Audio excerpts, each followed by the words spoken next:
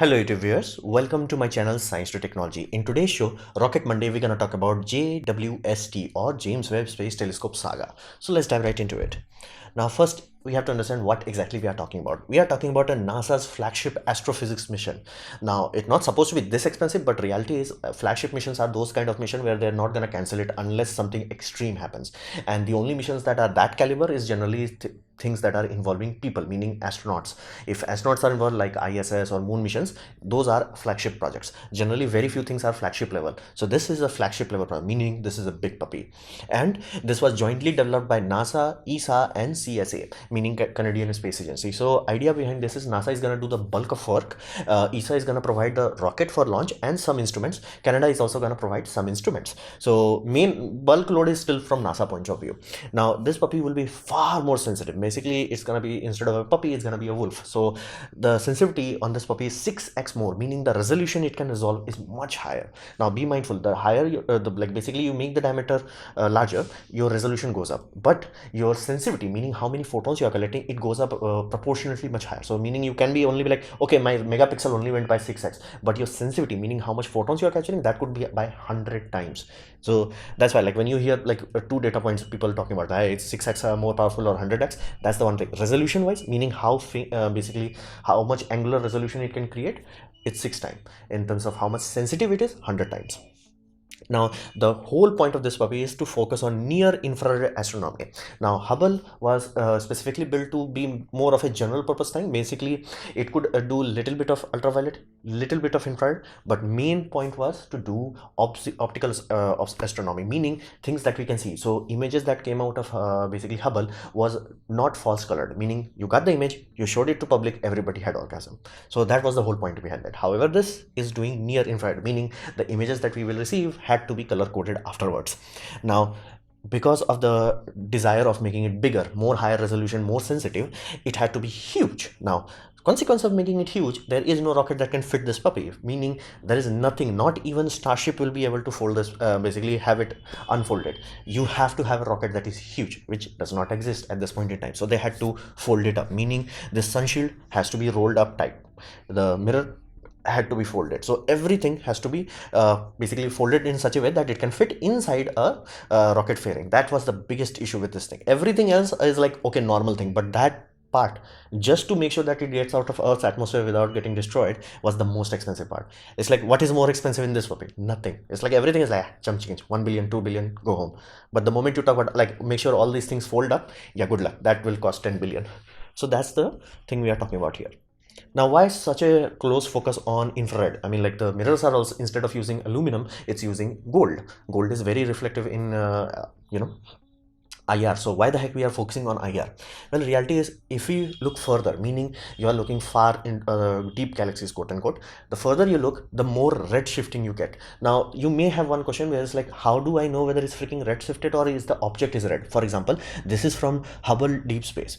Hubble deep field, ultra deep field photograph. Okay, everything is awesome. Now these spots are red galaxies. Now, how do you know whether those galaxies are red shifted or they are red itself? They could be.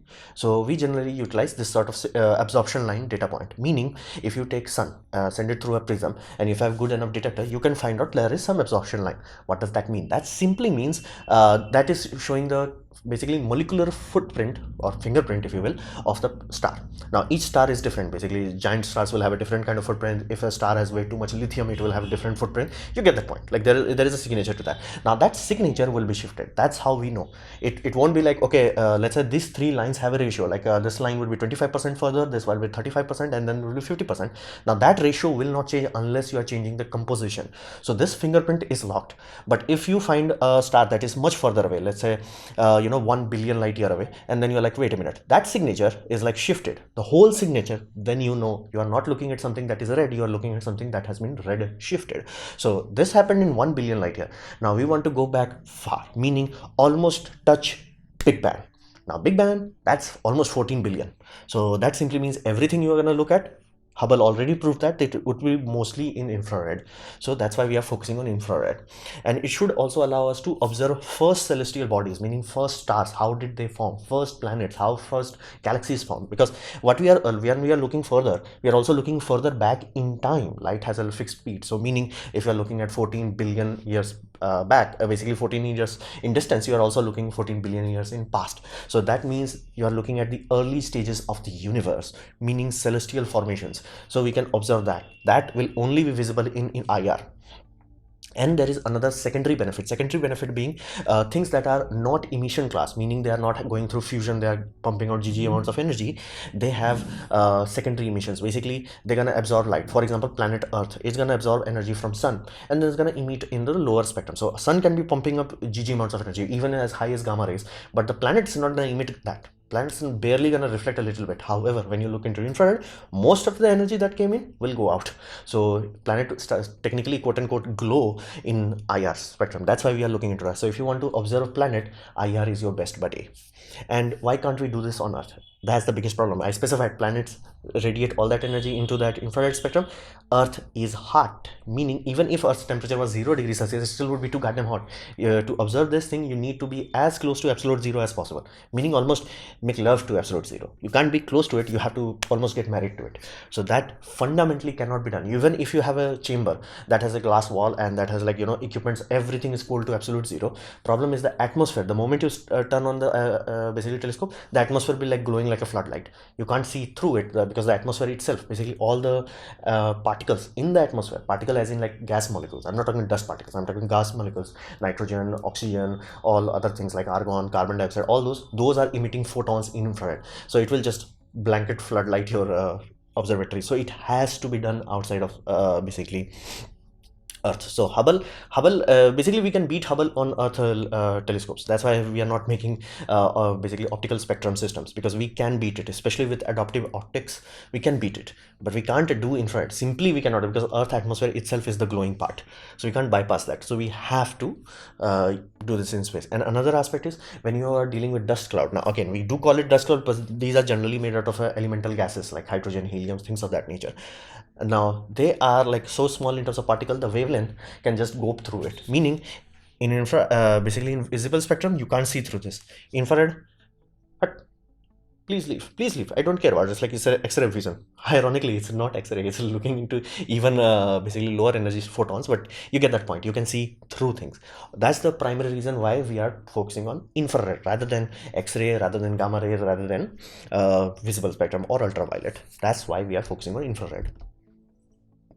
Now, another aspect is why the heck we are putting in such a weird position as L2, Lagrange point. And again, L2 does not make sense. L5 makes more sense. L4 makes sense, because yes, any two body systems generally will have multiple points which are stable points. Now, those stable points are L1, L3, L2, L3, L5, L4. Now L5 and L4, they are the most stable one, meaning if you put something there, it will get locked there, meaning it's like you put it inside a gravity well. If it goes there, it's done, it's stuck. You don't even need rocket at that point to manage it. However, there are low grade points also, like L2 and L3, L1 also. Now these are low grade point. What does that mean? That simply means if you put something there, it will, like, oscillate a little bit, and if you have little bit of turbulence, even as little as, like, photon pressure from sun, you can move it out from there. Then why the heck you put it there? You have to use rocket to maintain that orbit. Why the heck you did there? Well, reality is this mirror is exposed. That's the biggest issue with this. Spitzer telescope, which was like working in the same spectrum, it had a tube. Hubble telescope, it had a tube, meaning if sun is like, you are the sun, I can look almost this side, I can observe till here. If I look like this, of course you're gonna fry my sensors, but I can look almost here. Hubble is like, nope. Basically James Webb is like, nope. If it cannot even come like basically how wide of area it can look when sun is shining, yeah, it can't, because that there is no tube in this. So it has to rely on the shield. Now that's the problem. Shield is only one-sided. It's not a tube. It's not like 360-degree armor. It's like a shield. So how the heck you make sure shield is doing all the work in one place? If you put it L5, it will protect against sun. Awesome, GG. But here's the deal. Earth will be visible, meaning the dark side, basically the instrument side, will be exposed to Earth's heat and Moon's heat, and both are radiating like crazy in infrared spectrum, especially in near infrared. Basically the observatory will not get cold enough. Fundamentally speaking, that's a no bueno. You have to get this puppy cold. So only place can be L2, simply because in L2 the shield is like, I'm here. Where are the hot things? Sun behind me. Where are the second hot thing? Earth behind me. Where is moon? Behind me. I don't have to worry about it. One shield to rule them all. That's the whole point of L2. That's why they did not choose L5 or L4. Everything must fall behind it, meaning one shield can do everything. Again, in future, if we can build something even more amazing, we may start to put actual tubes inside this thing. So then at that point, it's like, yeah, We can almost observe directly near to sun. Right now we can't. So that's the whole thing. And telescope remains roughly constant distance from Earth. So that also means in terms of telecommunication wise, you do not have to worry about Doppler shifting your signals, meaning again these things are moving at orbital velocity. There is a little bit of shift which is annoying, and again Earth is spinning. So roughly from Earth point of view, if you remove Earth's orbit, pardon me, Earth's spinning, it will look like it's in a geostationary orbit. Basically it's going like this. Again, you have to remove Earth spin. But if your Earth is spinning, and then you have like radio telescopes are looking at these things, which we call deep space network, you can just, like, from their point of view, it's in one place. Don't worry about it. It's like, we got this. Radio communication can be maintained very easily, very reliably. We don't have to worry about it, and the signal latency will be fixed. So let's say signal latency, which when it goes through all our fiber link, everything is 10 seconds, it will be 10 seconds. It will not change in like, oh, in winter it's further, it's in summer it's closer. No, it's fixed. That's awesome. And it's in such a position, and doing the orbit thing also allows it to be not directly be eclipsed by basically Earth and Moon. If you are eclipsing it, the solar panel will not work. So fundamentally they also need solar power. So that's why they are in a position where they are getting solar power. That's why the orbiting thing, they are orbiting around the L2 point. However, all these things are amazing, but it does come with a consequence, that is ludicrously far away, meaning Moon is closer comparatively speaking. Hubble is like, backyard comparatively. So that creates a consequence, meaning it cannot be repaired or serviced. Now repairing part, again, let's assume you built it so well that it does not break down very quickly. And again, space is kind of gentle on your things, because it's like once you are exposed to space, nothing else happens. You don't have oxidation, you don't have corrosion, you don't have wind erosion, nothing. It's like once you get there, if you're okay in the first month, you're gonna be okay in after a very long time. So that's awesome. Let's say you don't need repairing, but you need servicing, because this L2 point is inherently unstable and you're not at the best point of it. You are orbiting it inherently, meaning you need fuel for orbit keeping.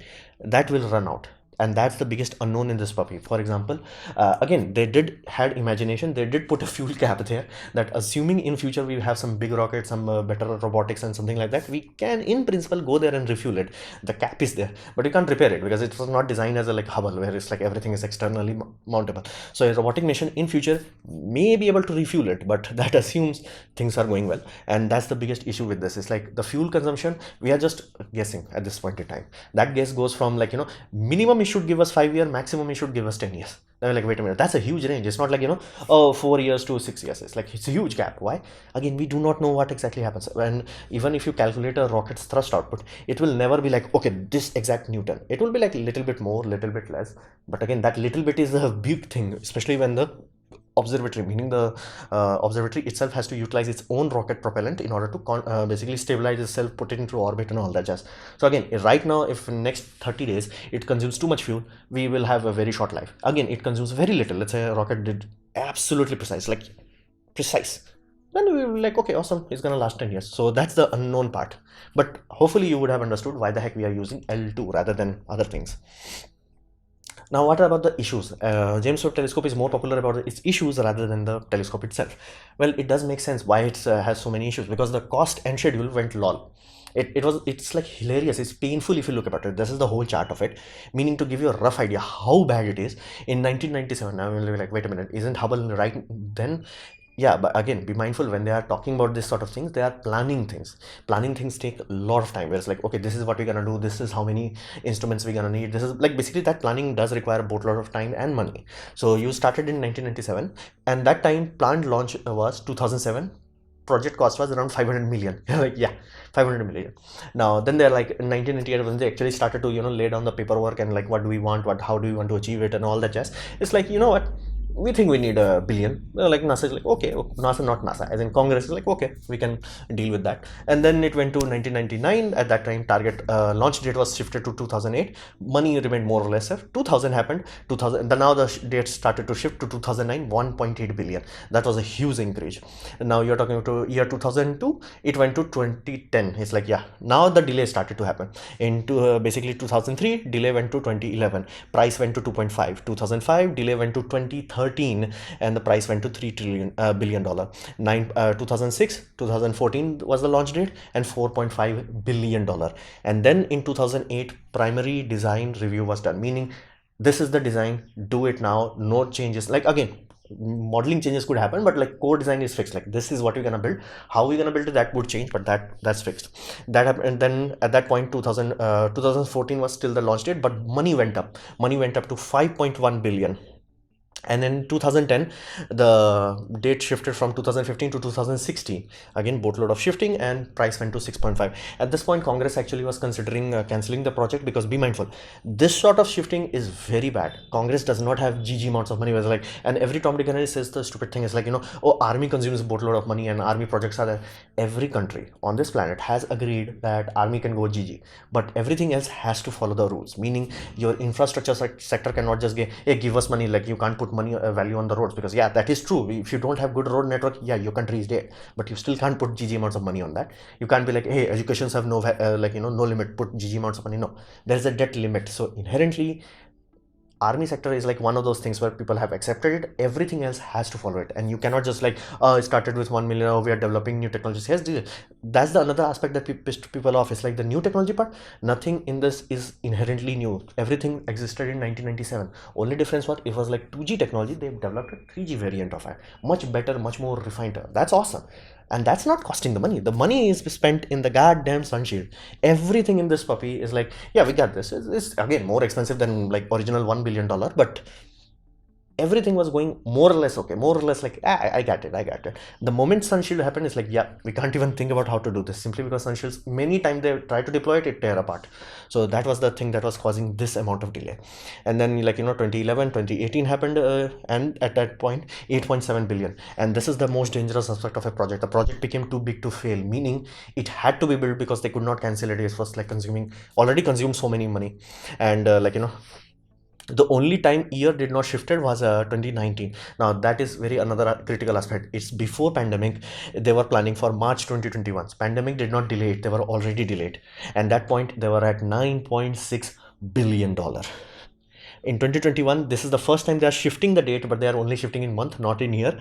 It went from March 2021 to December 2021, which they have successfully managed. 9.7 billion, meaning more or less $10 billion. That is huge amount of money, and that creates a very serious paradox with NASA. Either they were incompetent when they were creating the original system, or they were malice involved, meaning somebody was trying to exploit money. Both are bad for NASA, because again, you cannot say 1 and ask 10. You will like, okay, 1, 2 or 3 is acceptable, not like 1 to 10. That 10x variable should not ever happen, and that has really bad implication for NASA funding. And many small missions have already been cancelled, meaning during this time many small missions were like, yep, nope, yep, no. And that time, during like, let's say 2008 to 2015 and 16, a lot of articles started to come out, and it was true that James Webb telescope became a telescope that started to eat astronomy, meaning there were other engineers also, other scientists also, other requirement in physics also, where they're like, can you build X-ray telescope, can you build this or that. All those were starting being cancelled simply because this sort of money drain it started to put. So a lot of small mission died, and not lot of future mission will also suffer, because this sort of thing creates a very bad reputation, where it's like, dude, you really have no idea how the heck you're supposed to build things. So that's the whole thing. That suffering part is still to come. And to give you a context of that, like how big is $10 billion? If you get $10 billion, you can do permanent moon base utilizing private companies right now. And what is more important, private, not private as in like actual moon base or a telescope? A moon base is far more important. It will create much wider implication, and not to mention, once you actually do that, you will have much better rockets. Once you have much better rockets, you can do amazing things. Heck, you can even launch it from moon, or heck, you can launch it from Earth, send it there on moon, assemble it in the moon, it's a complete form, and then launch from moon. You can do amazing things if you had the moon base. So fundamentally, moon base versus JWST does not hold a candle against moon base. So that is a very serious part. That's why that 10 billion is not just 10 billion, like, we have fighter jet that cost like $30 trillion or something like that. Does not matter. It's like, from a space point of view, it was a really bad investment.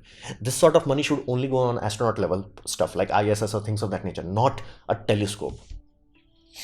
So let's talk about the launch. Now, launch was done by Ariane rocket, and flight certification is VA256, and this was done on 25th December, almost Christmas, and it had multiple steps. Be very mindful, multiple steps and very long deployment, meaning even though this happened, like basically rocket went to space and like payload fairing was separated and then launched it, and even in the live stream you can see the solar panel being deployed.